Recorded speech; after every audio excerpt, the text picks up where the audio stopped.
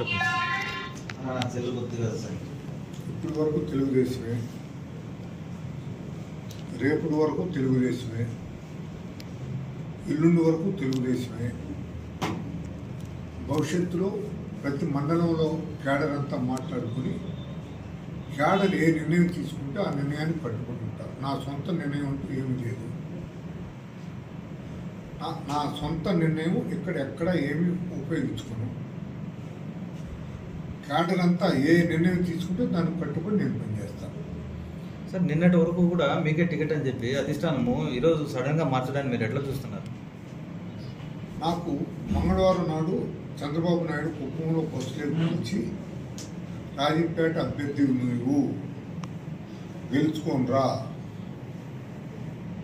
నీకు మంచి భవిష్యత్తు ఉంటుంది అని చెప్పినాడు. మళ్ళీ బుధవారం నాడు కూడా పోయినా, వేరే విషయాలు మాట్లాడాను. నువ్వు నియోజకవర్గంలో తిరగకుండా నిన్ననే కదా కలిసినావు, నువ్వు నియోజకవర్గంలో తిరుక్కొని నా పనులు చూస్తున్నావు, నువ్వు ఇక్కడ ఏడ ఉండకూడదు, నువ్వు నియోజకవర్గంలో తిరుగన్నాడు. అంతవరకే నాకు తెలుసు.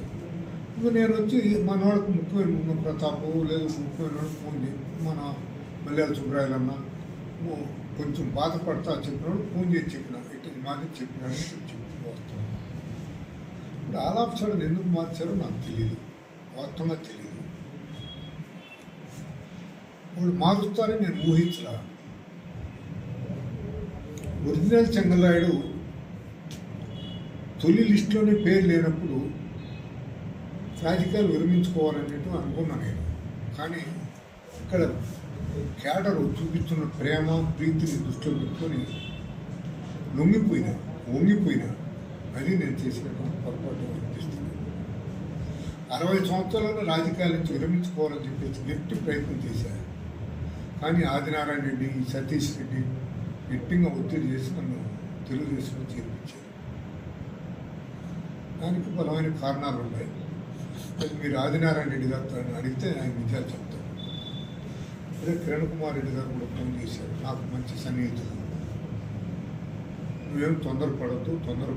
తొందరపడేది ఏం లేదులేండి అని కూడా చెప్పాను. జస్ట్ సో ఆప్తులు తొందరపడద్దు అంటున్నారు, క్యాడర్ అంతా తొందర నిర్ణయం తీసుకోమంటున్నారు. సో నేను ఫైనల్గా క్యాడర్ తీసుకునే నిర్ణయానికే కట్టుబడి ఉంటాను. నా సొంత నిర్ణయం అంటూ ఏమీ లేదు.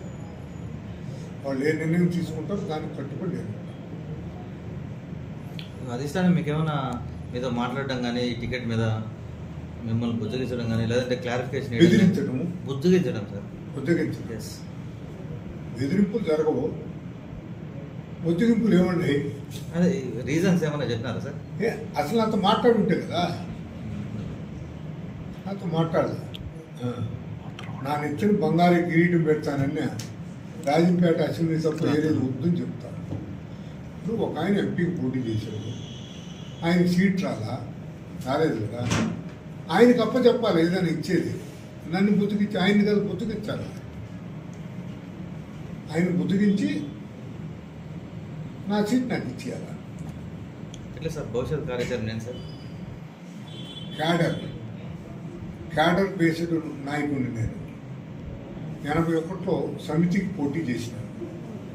మా తండ్రికి ఇష్టంలా నేను పోటీ చేయటం, కానీ మా ఫ్రెండ్స్ అందరిని అడిగినా నువ్వు పోటీ చేయాల్సిందే అన్నారు. ఎంఏ ఫైనల్ ఇయర్ 24వ సంవత్సరం 81లో 28,000 ఓట్లు వచ్చాయి. సైకిల్ గుర్తు నాది, ఫ్రీ చెంబర్ అది. దాన్ని ఎన్టీ రామారావు ఓన్ చేసుకున్నాడు.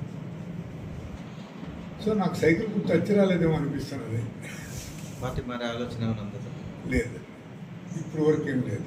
క్యాడర్ డెసిషన్నే నేను కట్టుబడి ఉంటాను. క్యాడర్ బాయిలో దూకమంటే బాయిలో దూకుతా. క్యాడర్తో ఏమైనా మీటింగ్స్ ఏమైనా పెడుతున్నారా తొందరలో? క్యాడర్తో ఏమైనా మీటింగ్స్ ఏమైనా పెడుతున్నారా? వచ్చినోళ్ళతో అంతా మాట్లాడే పని చేయాలి కదా. ఇప్పుడు వచ్చినోళ్ళు వచ్చారు. నేను యాక్చువల్గా చంద్రబాబు నాయుడు కలుద్దామని వెళ్ళే అక్కడికి, అక్కడ హెలికాప్టర్ ఏదో రాదా, అంతా జనం వచ్చున్నారంటే బయలుదేరి 5 కల్లా బయలుదేరి సరే 7 కల్లా ఇటు వచ్చేసి 2 అవర్స్లో వచ్చాను నేను. అంత తప్ప నా బలహీనత అది ఒకటే. బలము అదే, బలహీనత అదే. కేడరే నాకు నా బలం, కేడరే నా బలహీనత. ఏమనుకుంటున్నారు సార్ మీరు మా టికెట్ రాకపోవడానికి ప్రధాన కారణాలు ఏమైనా ఉన్నాయా? నా టికెట్కు రాని వాళ్ళు నా ధర్మం నేను నెరవేరుస్తా. వాళ్ళ ఊరు అనేది కాదు, నా ధర్మం నేను నెరవేరుస్తా. రీజన్స్ ఏమైనా ఉన్నాయి సార్? రీజన్స్ ఏమైనా ఉన్నాయి సార్? బలమైన కారణాలు ఏమైనా ఉన్నాయి? బలమైన కారణం